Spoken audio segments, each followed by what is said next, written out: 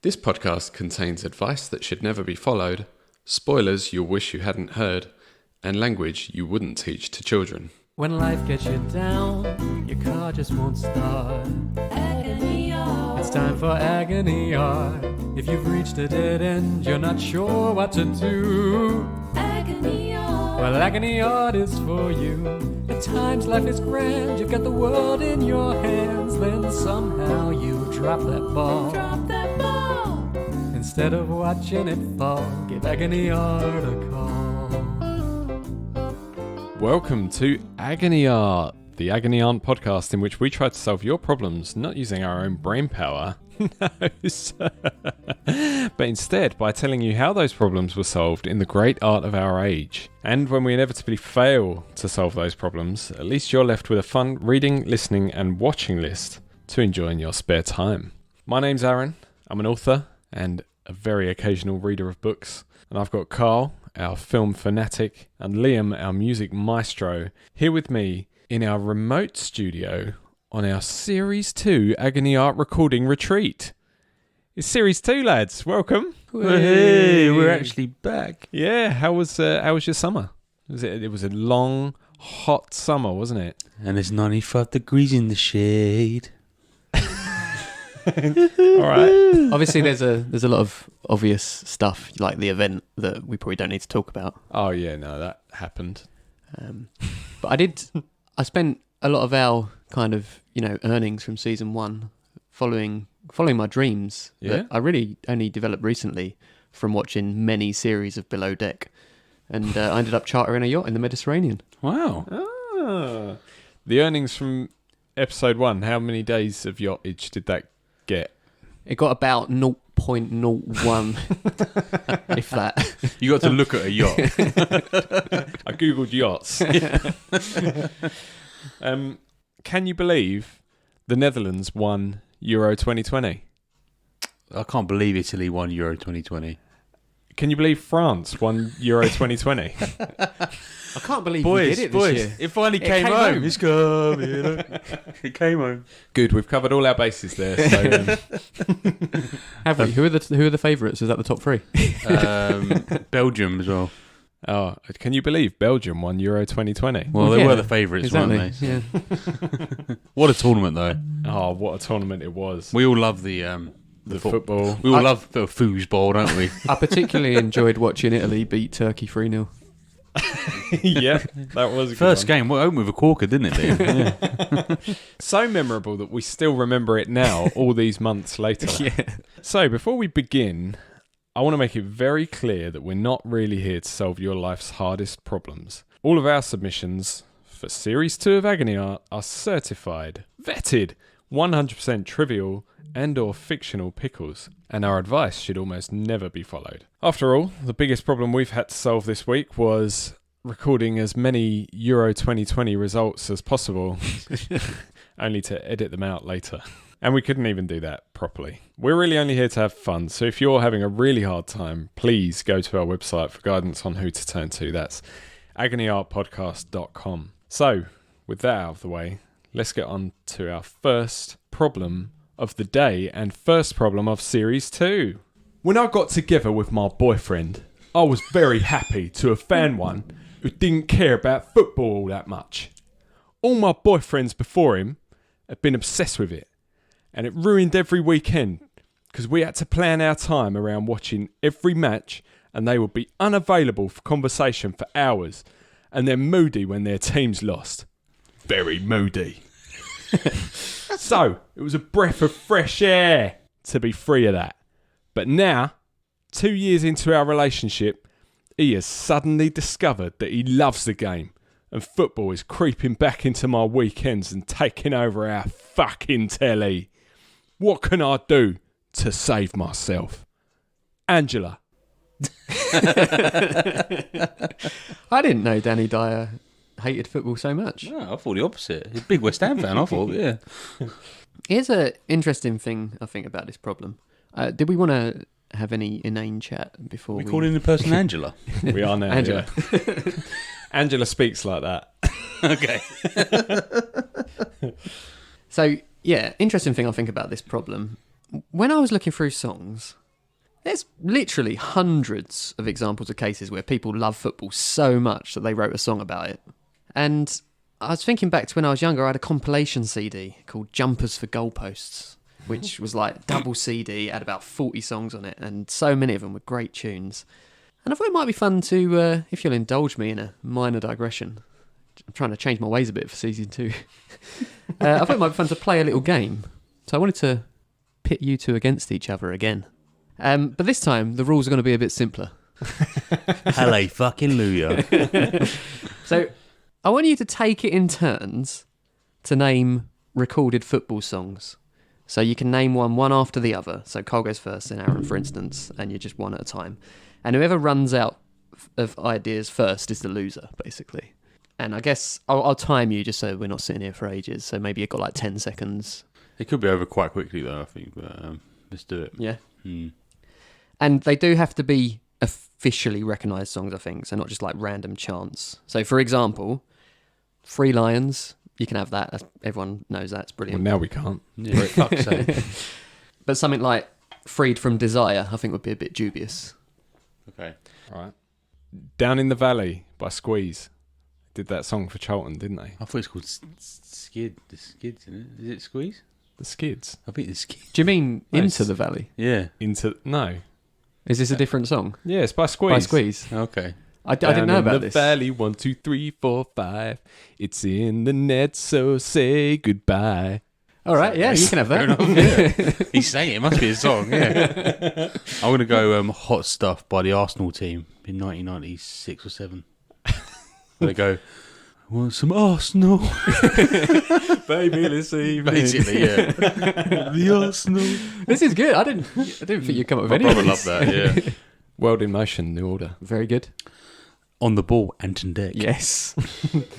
We're going to win. Brian Adams recorded that for Chelsea, didn't he? Is that true? I think so, yeah. Sounds quite true. All right, I'll give you a benefit of doubt on that one. I'll take Fat Les Vindaloo. Yes, of course. I really am done now. I'm out. What about Shakira? Five. Waka Waka. 4, Yeah. 3. I can't have that one now. Time out, Carl. Shall I name a few more? Take it home. I think I can name a few more as well. All right, let's go. Me, Fog on the Tyne. Is all main, all main. Wait, he's got a list in front of him, remember? Yeah. No, I actually haven't. I'll still beat him. But I'll go with The Farm all together now. Yeah. Oh, that's a good one. Golden Balls. I can't remember who recorded it, but it was the David Beckham song. Yeah, Do you remember that Mr. Beckham to you. That's a big tune. That's a good one, yeah. Sven. Oh, that's Owen such a good Eriksson. song. Yeah. Do you remember the one that goes, meat, pie, sausage roll? Come on, England, give us a goal. No, but that's basically England in like 2 lines, isn't it? Yeah. No, I think I'm done. It turns out we're going to win. I can't find any information on that being written for Chelsea. Oh, no. I was certain it was, though. So I'd lost the game way before I lost the game. So the point I'm making, if you're wondering what on earth the point was, is there are so many songs written about how people think football is brilliant, and possibly none written about how much they hate it. I say possibly none because I couldn't find any, but I'm not saying they don't exist. What about that one written by Brian Adams? I hate football, especially while I'm having a shit. So yeah, my advice would be, if this is the case, that, you know, everyone, so many people in the music industry love football and not many people hate it, well, I would consider actively taking an interest yourself. Because if the song statistics are anything to go by, you might find that once you get into it, you really love it too, and you record the next England football #1 for the World Cup. Is John Barnes doing a rap on this one? If John Barnes doesn't rap, then it's not worth Is listening it to. really a football song? The Anfield rap, that's another one. So yeah. Can we just speak about Liam's preparation time and actually not coming up with an example at all? Yeah, so for the listener, Liam wanted about 3 days worth of solid isolation just so that he could prepare for this episode. And he actually came up with a game where we name songs for him. But that's Day because 2, you went, Eureka! after those 3 days, I still hadn't found a song about football that was relevant for the problem. So your advice, Liam, is to basically shut up, put up, and start watching football I'm yourself. kicking off season 2 in the same way we ended season 1 with saying, you're probably wrong. Have you considered not feeling the way you feel? You hate our beautiful game. Well, Angela, maybe I've got a bit more sensible advice for you from The Hating Game by Sally Thorne. Lucy Hutton is the protagonist of this book. She's very popular in the office. Everyone likes her, except one uppity, well-dressed Moby Dickhead, Joshua Templeman. And she doesn't like him much either. And they're always trying to outdo each other. They've got, little rivalry in the office. And when a big new job becomes available, their rivalry reaches new heights. To quote the blurb, if Lucy wins, she'll be Joshua's boss. If she loses, she'll resign. So why is she suddenly having steamy dreams about Joshua and dressing for work like she's got a hot date? So obviously, as usual, in these types of books, this love-hate relationship is going to swing more in favour of love. And yours, Angela, isn't a love-hate relationship. It sounds like it was nearly perfect before he started watching football. But my point is, we learn from fiction time and time again that the fire of love burns brightest between people who not only have everything in common, but, have some differences as well. It's some interests that don't quite align.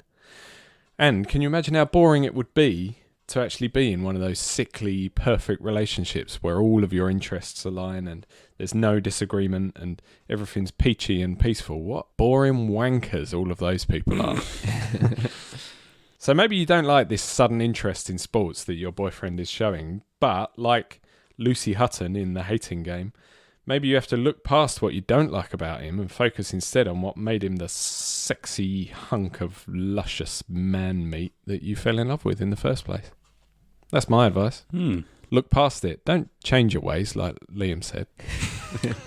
Well, I'm going to say change your ways, like Liam said. In 2004's The Football Factory, directed by Nick Love, Danny Dyer plays Tommy. He's a member of the Chelsea firm, along with Billy Bright, Raph, Rod and Zebedee. Zebedee? Zebba fucking D. From the Magic Roundabout? Yeah. Oh. He's in the Chelsea firm. Yeah, so Tommy, played by Danny Dyer, and with the rest of the gang, they live for the weekend, for the big game, the beautiful game. They travel home and away to see Chelsea vanquish their foes in 90 minutes of football battle. I sound like I don't know anything about football, don't I? Battling it out on the soccer court. We should probably qualify that Carl is the most into football out of all of us, I think. Yeah, it's obvious, isn't it? And there's some, you kind of travel around with them in the film. They go to Liverpool and the Liverpool firm or gang, a firm is like a gang of hooligans, basically. And when they get off the coach in Liverpool, all the Liverpool ones draw their Stanley knives and say, "Have you met my mate Stanley?" That's not a Liverpool accent. Can you do a Scouse accent and say that? Oh, You I'm met not my very mate good at Stanley. Scouse. You met my mate Stanley? You met me, mate Stanley. That'll do, yeah, there you go. So, there's loads of quotable things that at the time people used to, I don't know about the circles you guys run in, but it was massive Football Factory in 2004. I know a guy that got mere wool dyed into his hair, in blonde. Yeah. So that's the plot, really. You just follow these guys, and there's a bit of a subplot of a bit of jousting for leadership. Like there's one, Billy Bright who's really rough. He wants to fight all the time, but the leaders of the firm just want to, be intimidating, but not really get into trouble a lot. But stand their ground. And then Tommy, Danny Dyer, Thomas Cromwell relative. He Is that why he's called Tommy? might be Is his surname Cromwell in there? Tommy Cromwell. Tommy Crommy. Yeah. Turns out after a night out, he sleeps with a girl, and her brother's a Millwall fan.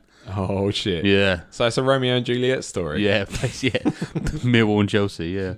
Her brother takes Tommy hostage, but then he's saved by Rod, who hits the brother with a cricket bat. Okay? This plays into things that happens later, because little do they know that the older brother of the girl is the leader of the Millwall firm. So Tommy's now got beef with the Millwall firm, and there's only one possible outcome. They need to have a pitch battle on the day of the game between Millwall and Chelsea, which just happens to come up during the film. A cup game, obviously, because they're in different leagues. And so they meet on the battlefield in a park, and they have a massive brawl. And Tommy ends up getting severely beaten. But his friends fight on valiantly on his behalf. So Tommy's fucked up here, really. But his friends are like, yeah, come on, Tommy, let's go and fucking have him. And so they go and fucking have him. So, you know, the hooligan scene is quite a tight-knit community. You know, they're like a family almost. So maybe you're being a bit too harsh in dismissing football, and you should embrace it. And, you know, you might find a nice group of friends. So not only... You've actually gone further than Liam. Not only should you embrace football, you should join the firm and get violent about it, because you'll meet violent friends. Yeah, who'd have your back no matter what. Maybe this does reflect Carl's enthusiasm levels about football, because I'm not really that into football. Angela, you should be an ultra. I was thinking, when you said the Football Factory, has it got Vinnie Jones in it? One of them has got Vinnie Jones, isn't it? It's Mean Machine. What's the one with Elijah Wood? I was thinking of Green, that. yeah, I was going to do that one. It's called that's Green Street. He's a West Ham fan. It's so weird. He's like he's meant to be from America, and he becomes part of the West Ham firm, doesn't he? But I haven't seen Green Street for a long, long time, and I don't remember anything about it, so I didn't. It's probably a good example, but not today. You want to make not it today. To be honest, even the examples we used should have probably been not today, but never mind. Angela, I think... Can we just say we're not condoning hooliganism in any way? Yeah, we're not condoning pretty much any of the things we condoned. Two of us aren't. Pretty much anything we suggested in the last 20 minutes, we are not condoning. / 1 year. Yeah. But if you want to try it, go ahead. We're all adults here. We make our own choices.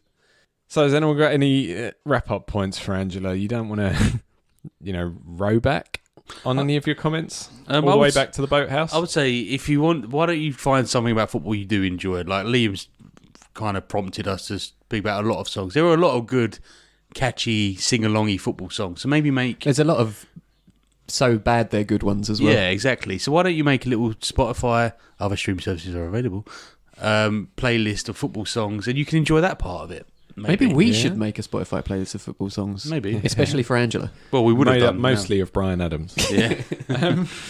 Vindaloo.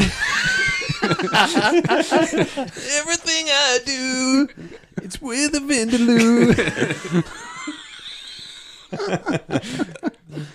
I had a dream, it was a curious thing. A wonderful podcast presenters problem solve for me. They helped me with my miserable life. I had a fresh new start, la-da-da. But alas, when I awoke, all I could find was Agony Art. Problem 2. I've been offered my dream job, but it's in another city, and I'd have to move quite a long way from the town I grew up in. I'd be fine with that, but my best friend is making me feel guilty and implying that I'd be selfish for leaving her behind. I don't want her to feel lonely and sad, but I don't want to miss out on an opportunity like this either. What should I do? So this is pretty much about a friend who's holding someone back. Have we got any anecdotes about friends holding us back? Well, we were, for today's session, Aaron and I were prepared at 10 past 11 to record a podcast. Are we going to mention this in every problem? Problem 3, totally unrelated. Yeah. Oliver Cromwell. Hello, Oliver Cromwell was... Yeah, and in Series 1, Carl, in one of those episodes, you mentioned that I was holding you and Liam back by not paying for Instagram adverts for this podcast because I was scared of the opinions of but strangers. look how much money we made once you did it. Yeah. Zero money. £0. All right, let's think of a name to anonymise this person. Oh, so this is the first time, we did it for problem 1 without even talking about it. For problem 2, maybe we should explain to the listeners that, as we mentioned, all of these are trivial and or fictional pickles, but they are sent in by real people, so... if you give us your name when you send in your problem, we don't use that. we're going to anonymise it because we don't want anyone outed for their Trivial and or fictional pickles.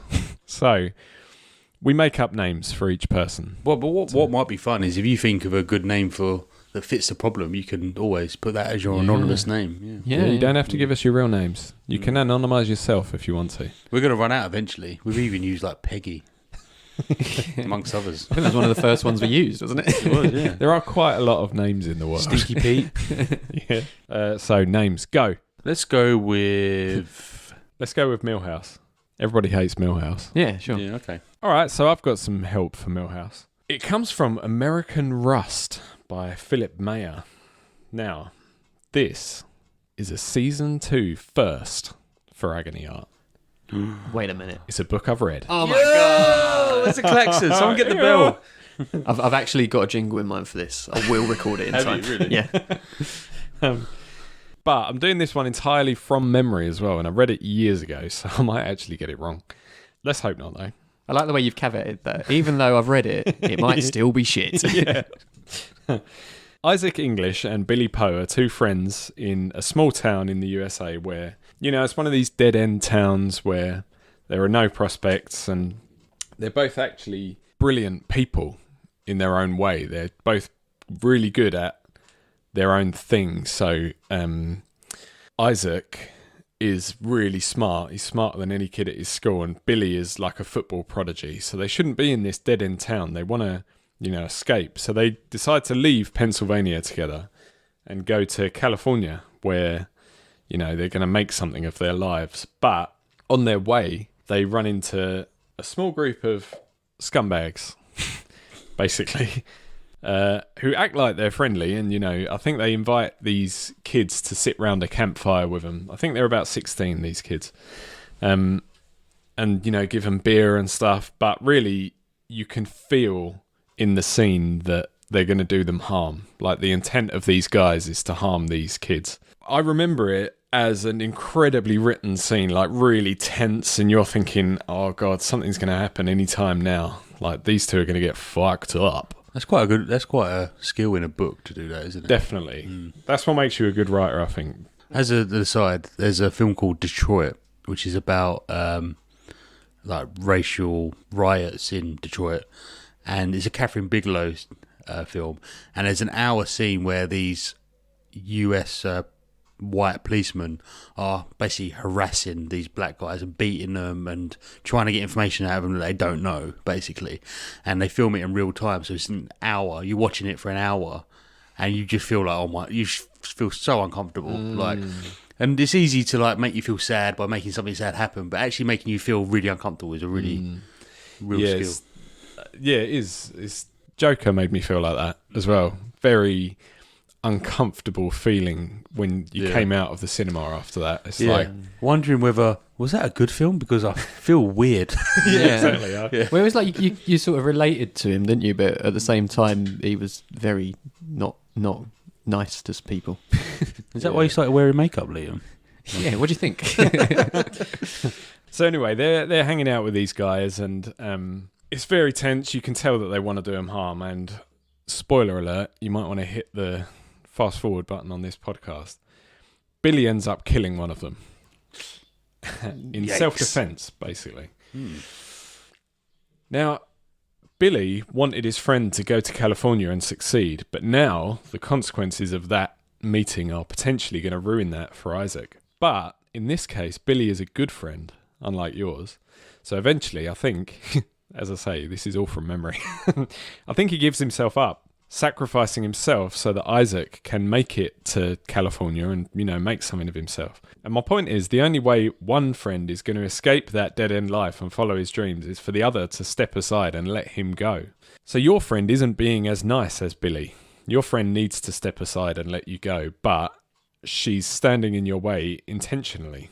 And the only way you'll ever be happy is if you do follow your dreams. So basically, if your friend isn't going to step aside, you're going to have to step around her, is what I'm thinking. Just leave her behind, Brutal. Go and follow your dreams, whether she likes it or not. Cut her off. Yeah. Fuck.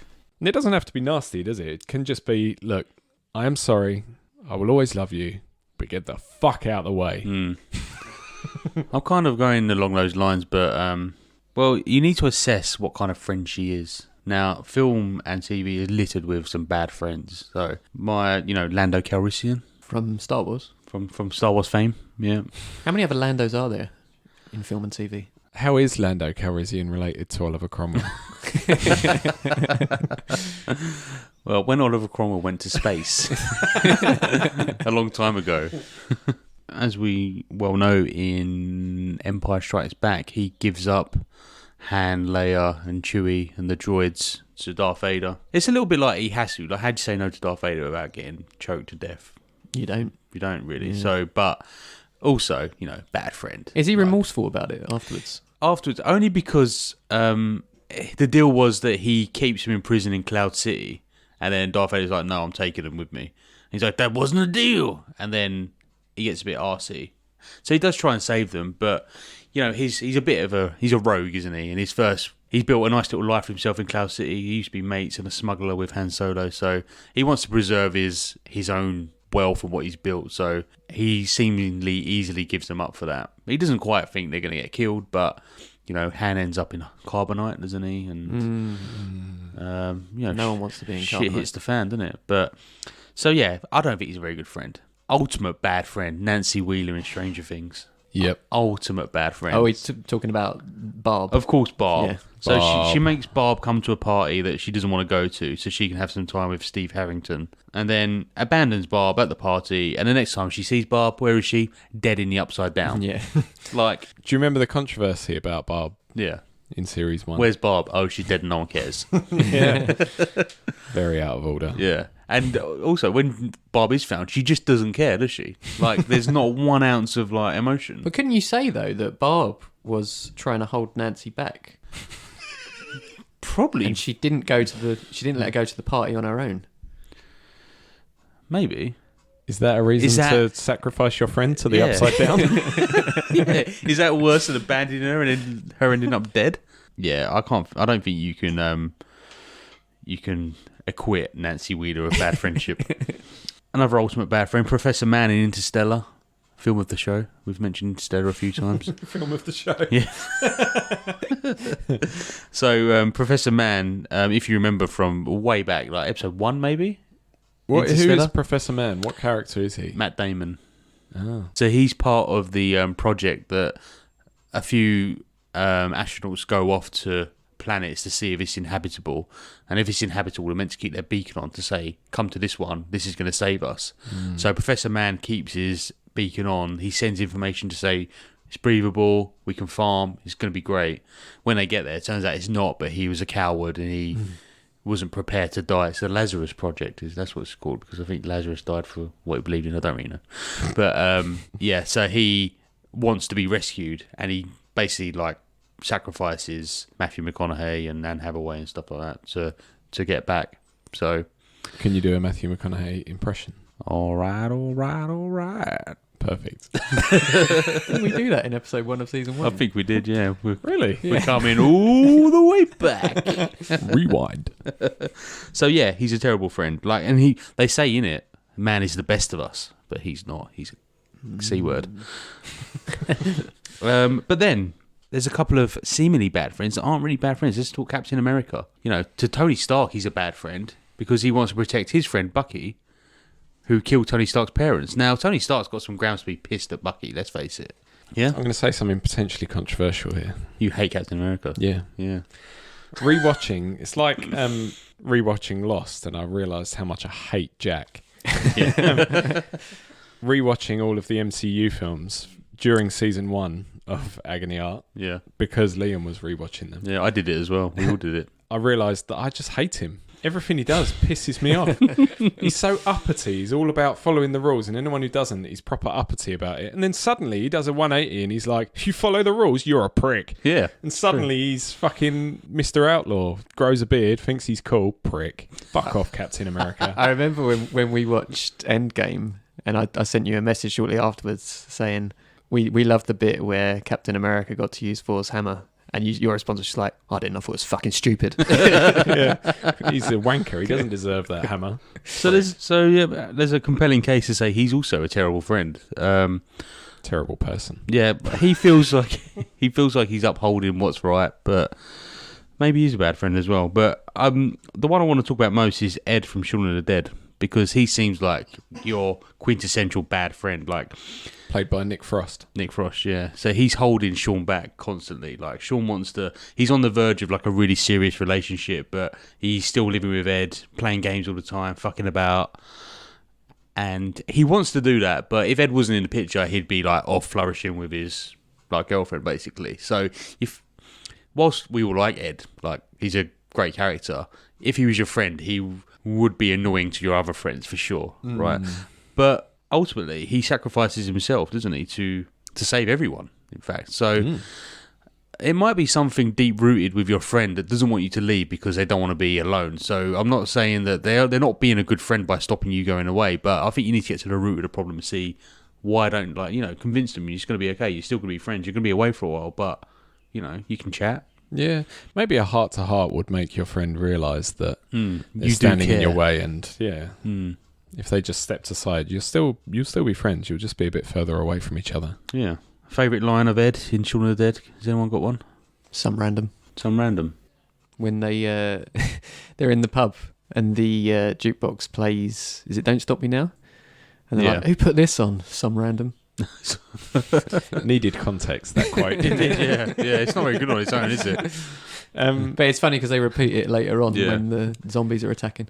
Yeah, I don't remember the film that well. No. Well enough to Yeah. be able to remember. Well, quotes. part of like him being a bad friend is when Sean's trying to like integrate his girlfriend's friends. Ed comes over and says, "Would any of you cunts like a drink?" The thing about Yeah. their relationship, though, is even after he becomes a zombie, he still keeps him in the shed, doesn't he? I'm not sure that's advisable. I wouldn't keep a zombie in the shed. You would? I wouldn't keep a zombie in the shed. What if it was Aaron? No, because he wants to bite you. Like, he's not really your friend. Yeah, but he does play games. Yeah, I on was the going to say, do you PlayStation. reckon you can train? He's a button basher, though, isn't he? Do you reckon you can train a zombie like a dog or a? Well, they do, don't they? It ends with like them using them for games, like game shows. Oh, yeah. But no, I've recently watched Army of the Dead with Dave Bautista, the Zack Snyder film. But yeah, the zombies are quite smart in that one. You got different types. It's like the advent of different types of zombie, like the brain ones. I think Last of Us does that a lot, doesn't it? Like. But no, I don't think you can train a zombie, Liam. So I think both of you kind of said to some extent that being honest is a good policy here, and I'm going to agree with both of you. This reminded me of We need a klaxon for that, maybe. as well. yeah. This reminded me of Panic at the Disco's 2013 single, which I actually didn't know this was a single. I'd only knew it from the album, but This Is Gospel is the name of the song, in which Brendan Urie, the singer, he practically screams, "If you love me, let me go." If you love me, let me go. And I think that's so relevant here. It's what you want to say to your friend. Look, the idea that if you really love someone, then you should be thinking about what's best for them and not yourself. And it's that if that is letting them go out of your life for a period of time, and it's probably not going to be forever, then that's what they need to do for you. I got a not exactly fun fact about this song as well. In an interview with... Is that just a fact then? I've got a fact about this song. In an interview with Coup de Main magazine, I think that's how you say it. Sounds pretty French to me.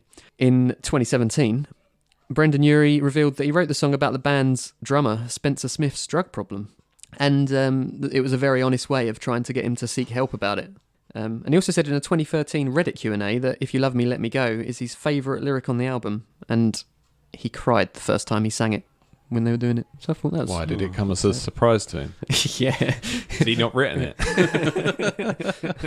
But anyway, the point is, being honest about it is probably a good policy, I think. I think that's what we've all sort of agreed. And explaining to your friend that this is the opportunity of a lifetime, and if she loves you, let you go. That is beautiful. Interestingly as well, you mentioned Don't Stop Me Now.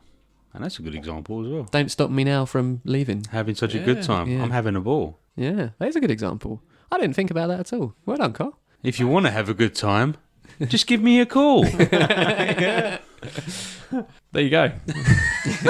All the advice you need. Millhouse. What's Millhouse's best line? Bury me at Makeout Creek. Creek? Yeah, Is that what he says? Makeout Creek, yeah. There's actually this problem is an exact plot line in This Country. Have you watched This Country, the comedy? Oh, No. the BBC Three comedy. Yeah, with no, I haven't. Daisy May Cooper and Charlie Cooper, brother and sister. And that bloke who looks Absolutely like brilliant. Is it? Yeah, it's Mackenzie Crook. that's Charlie Cooper. Right. Yeah. It's great, and they're kind of down and outs in a little Cotswold town.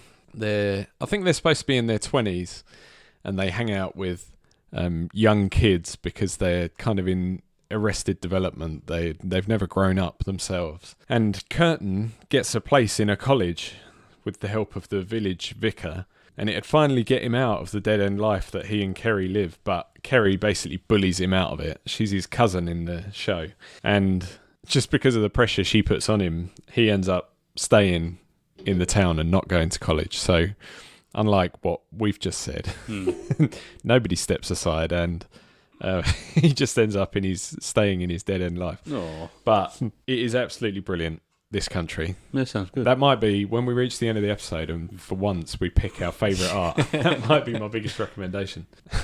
In one episode, their dad is accused of being a peeper, of like being a peeping Tom, basically. And when she asks him if he did, he goes, "I don't like peeping. I tried it once in the 80s and I didn't like it. Actually, tell a lie. I tried it again in the 90s. Just to check that I still didn't like it." And I still didn't like it. It's very good. Please watch it. Millhouse. Have you got a stake in the proceeds or something? No, it is so. Are you in it? What's your problem? There's no use trying to pretend you haven't got one. The three of us are here to lend a friendly ear and help you out with all that strife that's lately marked your life.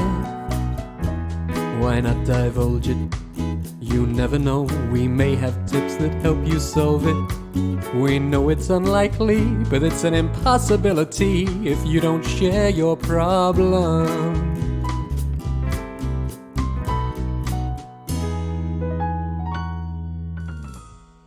Problem 3. Can you have like West Country? West Country. Yeah, you can have Kerry's dad from This Country. Yeah, okay. Go on. Lately, I have felt like all I do is sit on my arse playing Animal Crossing with my best friend.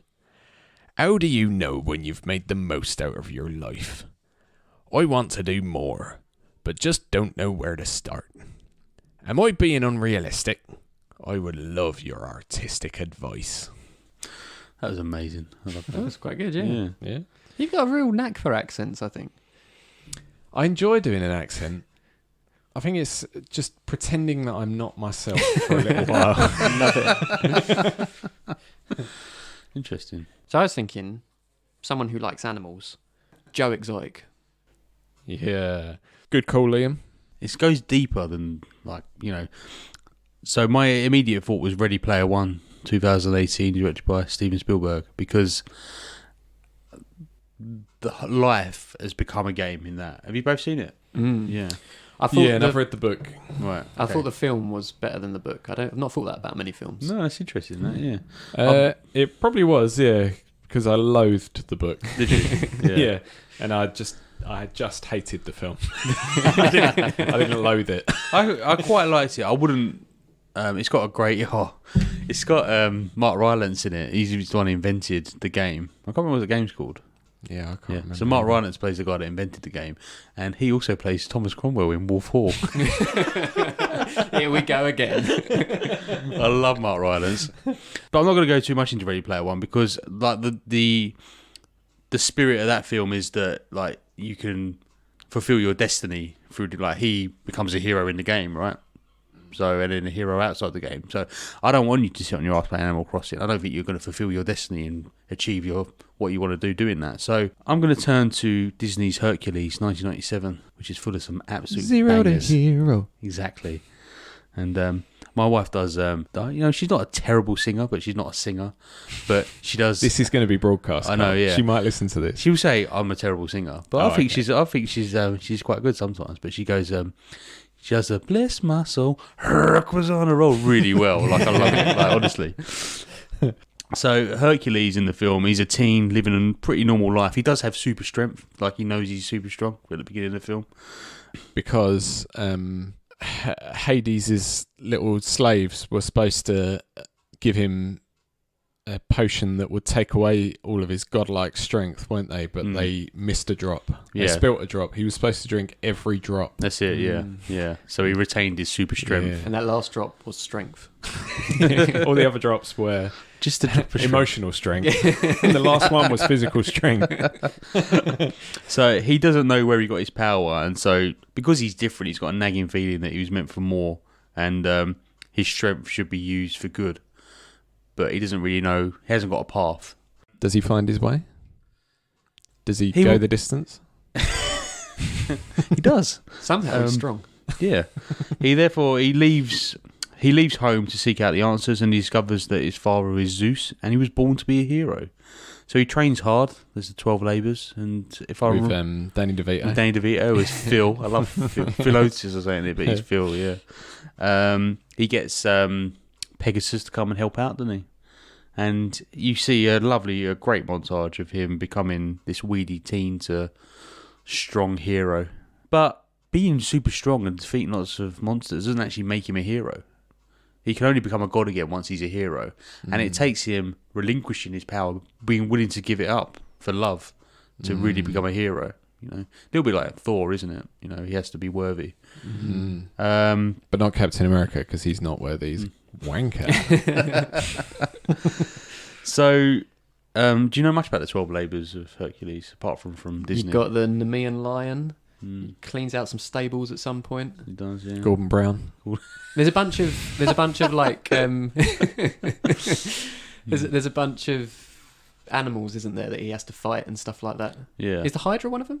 Yeah. And Cerberus, is it the dog as well? He has to. He's got to take something from what he's guarded, right? He has Or to is that take him Harry for a Potter? walk. I was going to say that's Harry Potter. He has to take you for a walk. No, you say? Take it for a walk.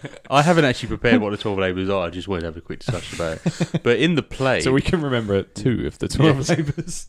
in the Aristophanes ancient play, it's actually a tragedy because he goes crazy and kills his wife and children. Yeah, I Hercules, think doesn't Hercules is a great Disney film, but it's definitely not accurate in terms of mythology. I don't think he had anything to I do thought with you were going to Pegasus. say historically It's accurate. definitely not historically accurate. he? But it really fits my narrative for this problem. Yeah. So my point really is, if you feel like you're meant for more, don't waste time wondering. Get out there, use your strength for good, become the hero you were born to be.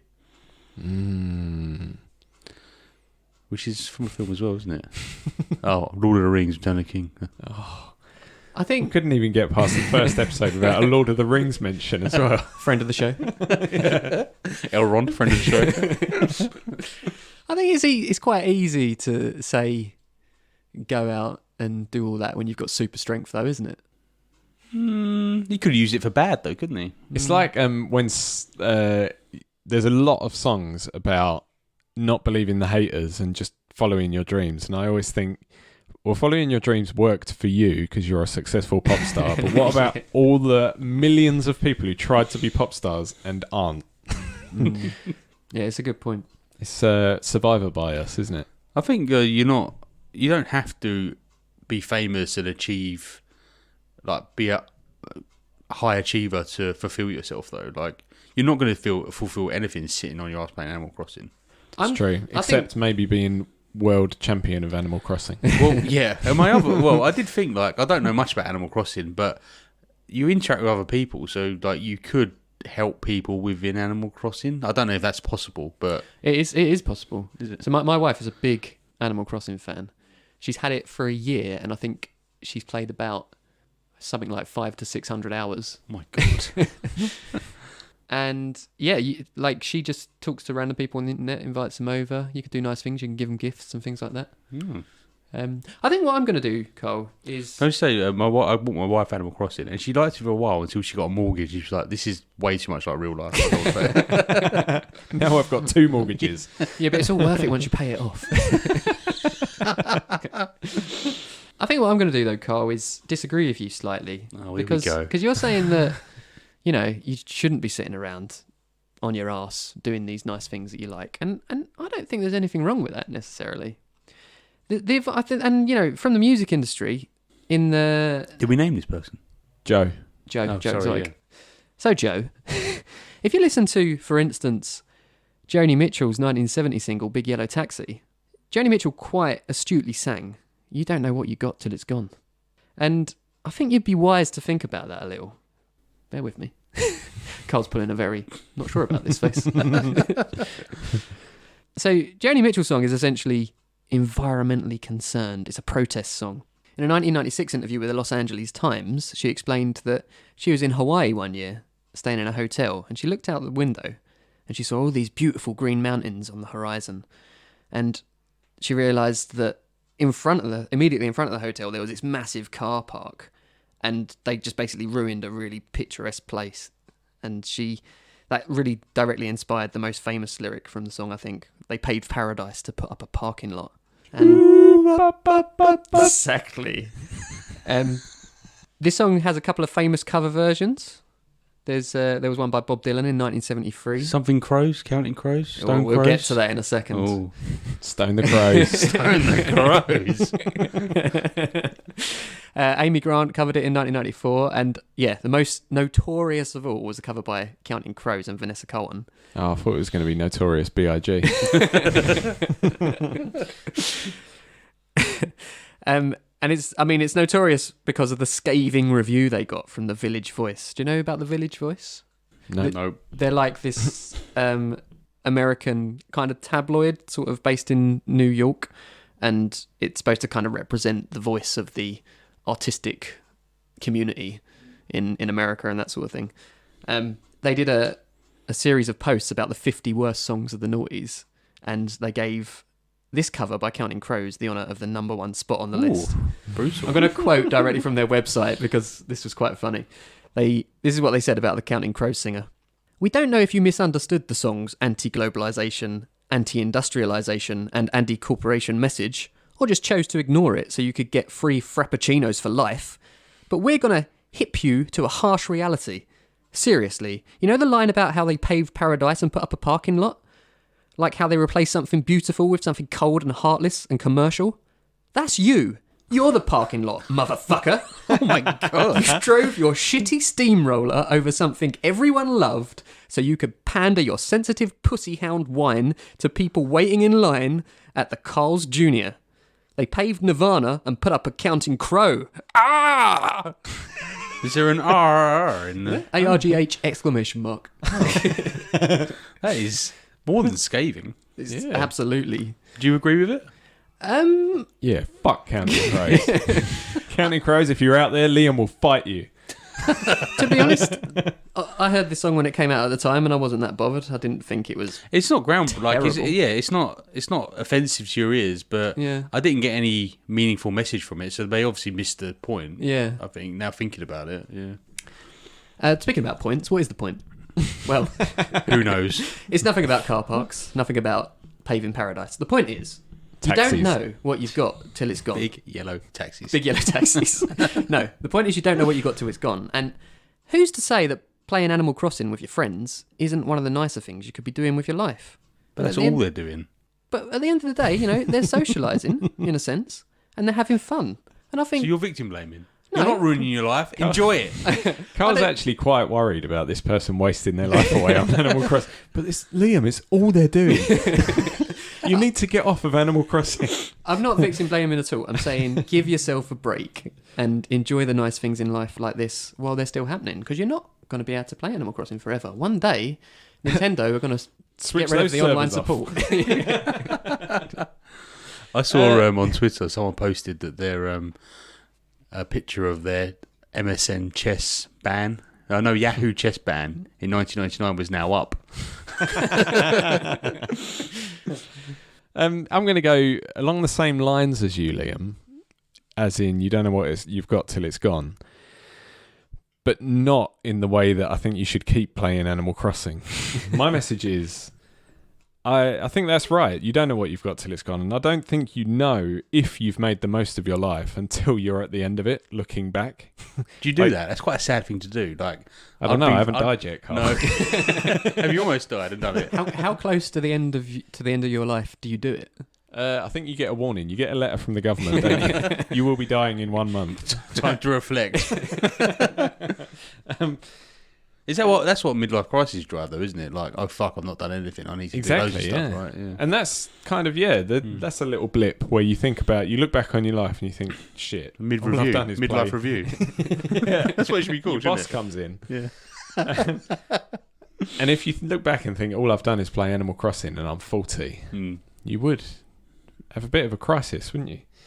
Not according to Liam. Enjoy it. Liam would love it. You've only been playing it for 3 decades. It's fine. So my example is 3 Things About Elsie by Joanna Cannon. Florence lives in a care home and she's had a fall. And while she awaits rescue, she is laying there thinking back on her life, and she's worrying about a particular secret that might be uncovered. And some people would say that we haven't made the most of our life if we haven't got a big issue like that to think back on while we're, on our deathbed or awaiting rescue, having fallen over. But others think that would be the worst way to live, like Liam. And, it's nice to look back and think, oh, yeah, I had a nice, quaint little life. I haven't got anything to worry about because all I did was play Animal Crossing. Except maybe you'd worry about your parsnips rotting in Animal Crossing because you can't care for them. Does it not go transfer to the afterlife of you, your avatar? Yeah, maybe there's Animal Crossing in heaven. I don't know. And Nintendo will never switch the servers off in heaven because it's heaven. It could be like that Black Mirror episode where you transfer your conscience into Animal Crossing. But then it never gets an update. And you find a game-breaking bug. And then they turn the servers off. What happens then? Is that It is Black Mirror. And you get you end up with a mortgage again when you've already paid it off by the time you're dead.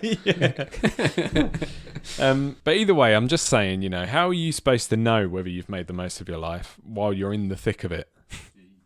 Not the TV show.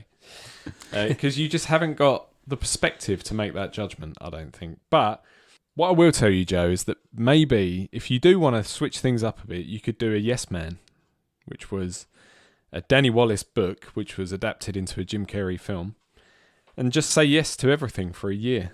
And, that gets him into some hilarious scrapes, but for you, maybe it will lead you down some paths you never thought you'd take. But if you do that for a year, and then you still return to sitting on your ass playing Animal Crossing with your best friend, then that that's your idea of the perfect life. And there's no matter how much Carl will worry about you while you're doing that. I'm very concerned.